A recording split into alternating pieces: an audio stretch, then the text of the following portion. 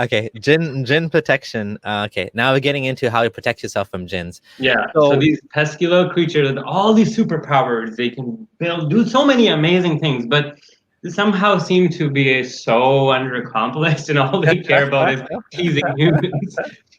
Okay, So so personal sidekick genies. So let me tell you that every person ever born has a personal genie with him, accompanying him everywhere.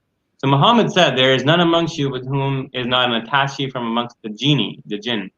Then his companion, "What about you, Messenger of Allah? Is there one with you too?" And Muhammad said, "Yes, but Allah helps me against him." And there's other hadith that said, "I converted my genie to become Muslim. So he doesn't give me waswasa." And the and word is attested in the Quran. yes, I was In gonna say that. Yeah. yeah. Yeah, exactly. I was gonna say that it's also kind of hinted at in the Quran as well. That it doesn't say everyone, but it says that people have jinns as companions. And then it goes in قال قرينه. Oh, sorry, you want me to keep it on there? I think it's this verse, قال Oh, قرينه رب هذا, something like this. There's a mention of this in Surah Qaf as well. So it's not just one, I think it's okay. mentioned a few places. All right. Protect babies from Satan's before sex. We talked about the...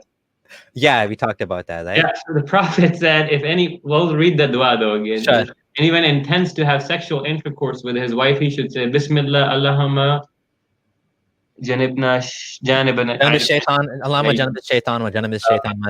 But what if you want to have sex with a jinn? Do you seek refuge from humans? Okay, this is getting ridiculous, dude. This thing, it makes no sense.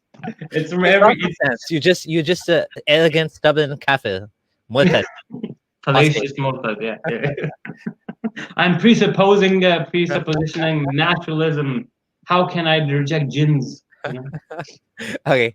This is the one where you go up 3 times and that helps you from jinns as well. Yeah, the dream. And also if you're praying and you get waswasa in your prayer, you go oh wait, I have never seen that one because I was mostly Hanafi growing up. Oh yeah. Or at least in Pakistan. I don't think Hanafis do that during the salah spitting. Yeah. Would that be hilarious? People are spitting. Well, it's supposed to be dry spit. You're not actually like it's like you're blowing basically, right? But it's still so useful. I know it's gross too, right? And it's like maybe that's why they don't want to be shoulder to shoulder, the Hanafis. So someone's asking a question: what's the difference between jinn and the Western concept of genie in a bottle? I think the word genie comes from jinn. I mean, that's why we use it interchangeably. Obviously, the jinn, the Islamic version of jinn, is very specific. It's created from fire, and we're showing you all of the absurd things about jinns. But there's actually an interesting thread. Maybe this is a good excuse to show the thread that talks about jinns and all the different references in Islam. And the paintings and whatnot. Yeah. So there's a bunch of. Can you see my screen? Yeah. Okay, so there's a thread by this Ali Olimi, I think he's a scholar, academic. It talks about in the Middle East all of the different folklore about jinns. And by the way, the Quran also, or the Hadith also talks about Daba, a creature that but there's all sorts of Ibn Battuta thought there was a floating mountain over the China Sea. There's an enormous eagle that can carry an elephant in its talons. There's in Turkish lore there's a creature that's described as a massive peacock with the head of a dog, and you can be summoned by burning its feathers. In the great sea monster Bahamut, right? Qazwini's text, Bahamut rests on the shoulder of an angel. There's all sorts of mythology that has come out of this.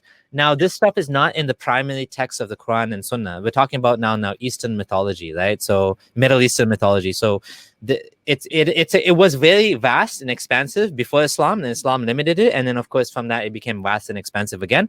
But now this is not just talking about Islam, but this is Middle Eastern sort of mythology now we're talking about, right?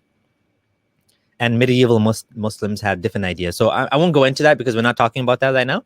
But thank you to our mutual friend Philip for sending us this. Thank you, Philip. Yeah. Okay. And we talked about how the jinn came in human form, which is freaking weird. Now you don't know if the guy you're talking to is a jinn or something. I don't know, man. Like But whatever. This is a proof that jinns can come in human forms, and like you said, it doesn't make any sense. Why would he expose himself for a piece of food? Like he's Yeah. gonna tell you how to He can protect. eat the dung from the So camels. then he's gonna expose his own weakness. Maybe this is trolling. Maybe I just, Ayatul Kursi doesn't actually work, and he's yeah. just lying. Bro, what if Burak is a donkey and mule hybrid?